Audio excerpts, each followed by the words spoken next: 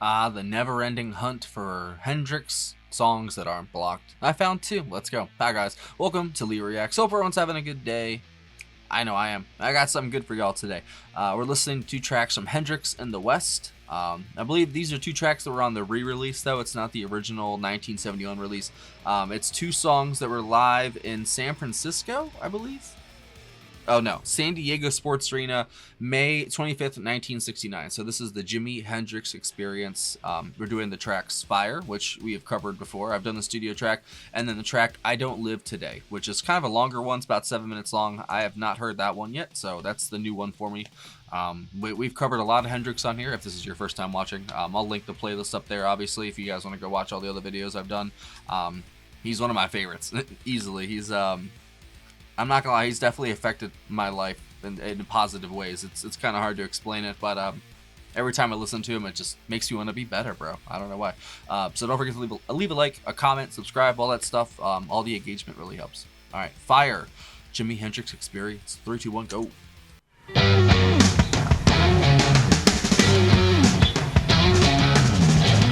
right, baby, listen here, and I'm gonna say something. If you give me a chance. You don't care for me, I don't care about that. Got a new boo, I like it like that. I have only one itch in this eye. Let me stand next to you. Let me stand, baby. Hey, let me stand. Let me stand, baby. Oh, listen here, baby. That acting so damn crazy. You say your mama ain't home, it ain't my concern. Don't play with me, child, and you won't get burned. I have only one itch in his eye. Let me stand next to you. Let me stand, baby. Hey, let me stand, baby. I ain't gonna do you no harm. God, boy. Oh, move over, Rover. Oh, let Jimmy take over. You know what I'm talking about, man?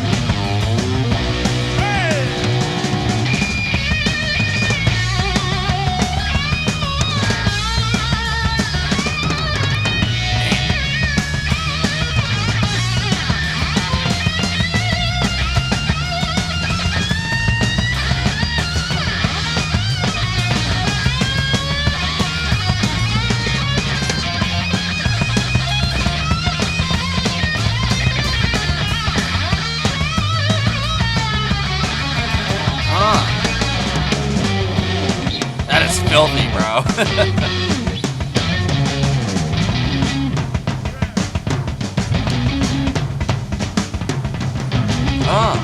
Okay, bitch, damn. You try to give me your money, you better save it, babe. Save it for your rainy day. I've only one itch in the side. Let me stand to see your thing. Oh, let me stand, baby. If you listen, Noel's going crazy too.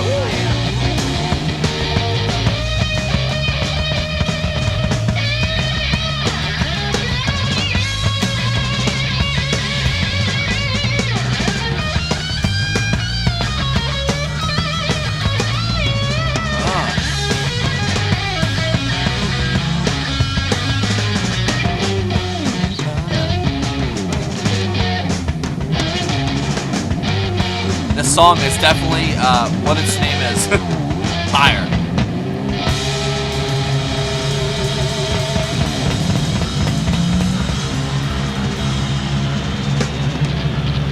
That's how you kick a show off. I don't even know if that was the intro track, I'm just saying.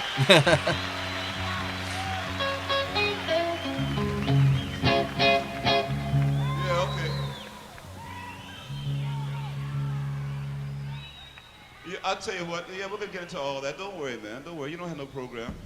Just relax. When I say toilet paper, that's when you come rolling out, okay? He's hilarious, bro. I want Jimi Hendrix as my friend, bro. I really do. Don't we all?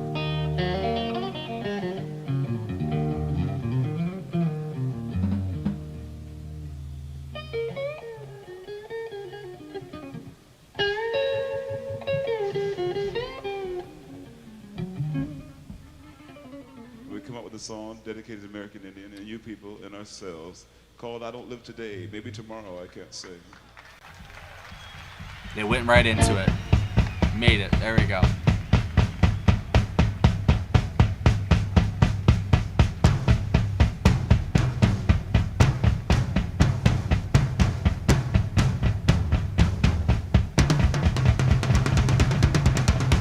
This is a new one for me.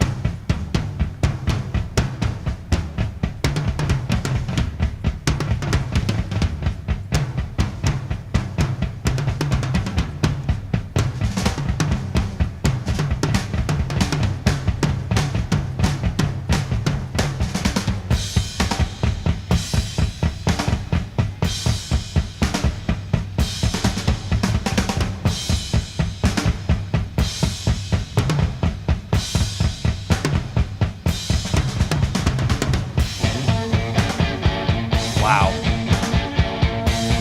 Absolutely thunderous, bro. Well, I'll live tomorrow. Well, I just can't say you're right. Well, I'll live tomorrow. But I just can't say. I know for sure. I don't live today, baby. No sun coming through my window. Feel like I'm living at the bottom of the grave. Hey, no sun coming through my window. Feel like I'm living at the bottom of the grave. That bass is wild. You always heard me execute me. Walk on beyond my miserable. I don't live today. Leave it alone. Just can't tell you, man. I don't live today. It's a shame to waste your Oh my time. god, come on, dude.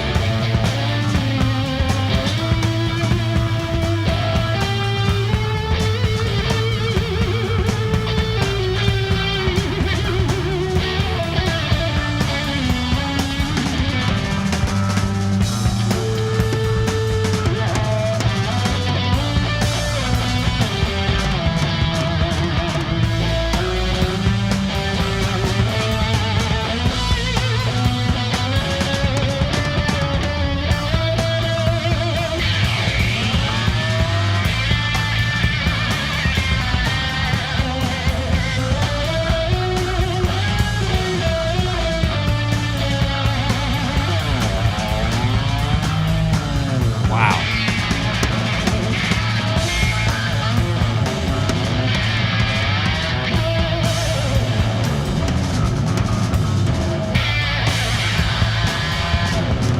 Well, I don't live today anymore.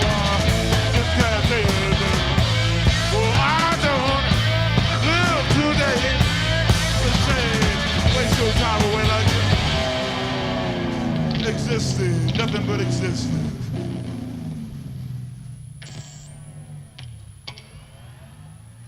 Nothing but existing. Misunderstood.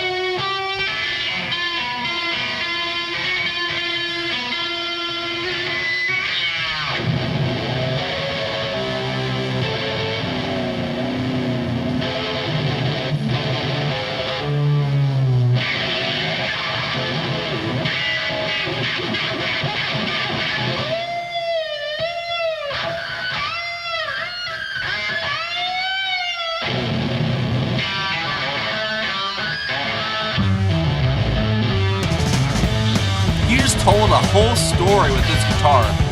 That's crazy, bro. What an absolute legend.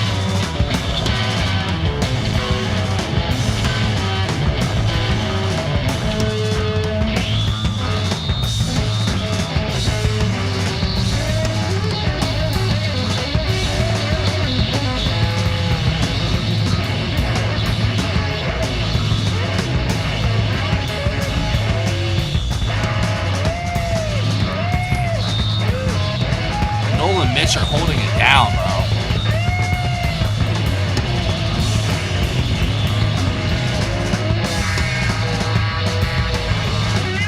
Controlled chaos.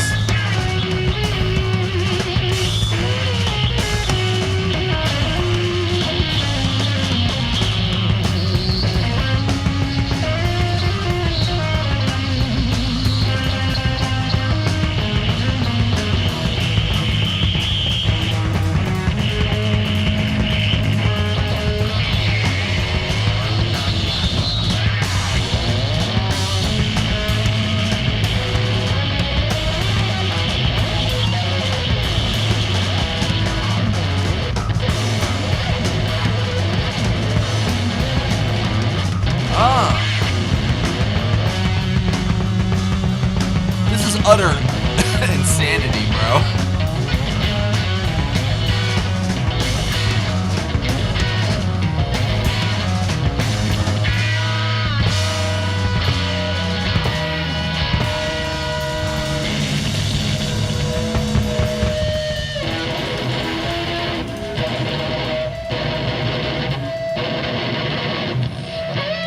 This is like a precursor to Machine Gun.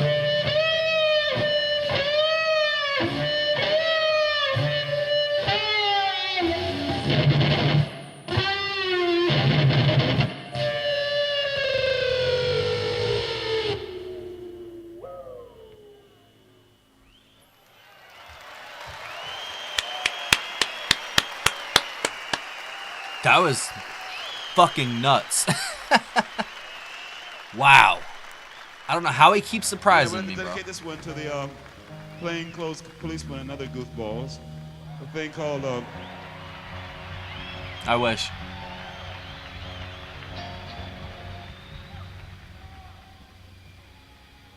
almost forgot. Anyways, a thing called Spanish Castle Magic. Hey, we've done that one. Okay, so now we've heard the whole set. That, oh my god, bro. That literally reminded me of Machine Gun so much. Just the overall effect of that song, and that break that he had there. Like, he was telling a whole entire story, it felt like, with his guitar. Because, like, even, it felt like, it's as weird as it sounds, it's like, it was almost like the Native Americans, because I think he said that's what he was dedicating this song to at the beginning of it.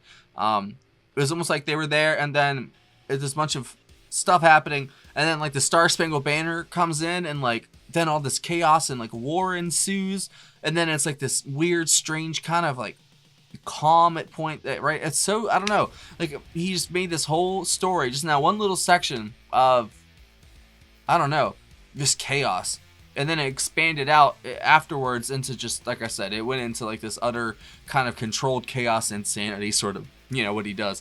And he is one of the best at doing that, because there's a lot of artists, if they tried something like that, it wouldn't work, like, at all. But Jimmy, he swings for the fucking fences every time, bro. Like I said, he continues to impress and amaze me, and I'm already, like, a fanboy. Like, and you guys know my reviews are completely honest. I tell you how I feel. If I like it, I don't like it. I try to focus on the positives more than the negatives, but I will say the negatives if they do pop up. Because obviously, who am I? You know what I'm saying? I'm just some schmuck who plays drums. I'm not some, like, actual fucking accomplished artist who's, you know, out there producing stuff. So I try to, you know, give the artist credence and just, you know, let them have the benefit of the doubt, I guess. But that, it speaks for itself. It speaks volumes. He really did have something to say there, like he said in the beginning, and he said it, man. That really did feel like a Machine Gun, like, 0.5, like, you know what I'm saying, as like the prequel to it. Just even the way he used the guitar in that song, you know, it's just to tell a story and to give you that overall, like, overwhelming effect that just, he beats you down by the end of the song, you know what I mean? Like, it's just this assault of riffs, of notes, and then accompanied by Mitch just being frantic as hell on the drums, man. It's it's a sight, not a sight to behold, but that for your ears, you know what I'm saying? It's just incredible to hear them go at it. And if you really listen, Noel's there too. He really impressed me more than usual in these two. I'm glad that they flowed into each other. You know what I mean? I didn't know that was gonna happen. I was hoping it would. And it did, and it flowed perfectly. And I love those little sections of him afterwards of the songs talking, and, you know, like, Like I really am like a fanboy. I want to get every second I can. I'm just like even hearing him talk, man. I don't know why, but he just speaks to me, man, because his songs speak to like bigger things than just ourselves. I think a lot of people narrow their focus and their view of things very, very much. Like I say, you put yourself in your box. You know what I'm saying? Everyone does that very, very well. Jimmy, he was out of the box. Like there was no box that could really hold him. You know what I'm saying? Like he probably tried to box himself up because that's what we do. We try to categorize ourselves and we try to just dissect ourselves and understand ourselves to like, you know, ad nauseum, basically to a point where we kind of lose track of things in a way. Sometimes you just gotta let it be, you know. And I feel like Jimmy's one of those people who just will let the flow happen. You know what I'm saying? He just went with the flow and did his thing. And I kind of feel like that's how you should be with life. Obviously, you should plan for the future and obviously like that, but you shouldn't overburden yourself with things that you can't control, you know? I think a lot of anxiety and stuff has been setting in, like with a lot of the newer generations and even the generations that preceded mine, because the world's a fucked up place right now. Like, it really is, man. We need a whole new revolution of music to spring up to inspire the new generations because they don't have that. They have corporate fed fucking slop, basically shake your ass or shake your head. Basically, that's what it comes down to. For even going to metal at points, there is some good stuff out there. Obviously, like I said, in every genre. And the channel. Well, if you listen to all the stuff, you know there's good stuff out there still. But it's just few and far between. We need a new revolution like this. Like Jimmy was like the fucking edge, bro, of this counterculture.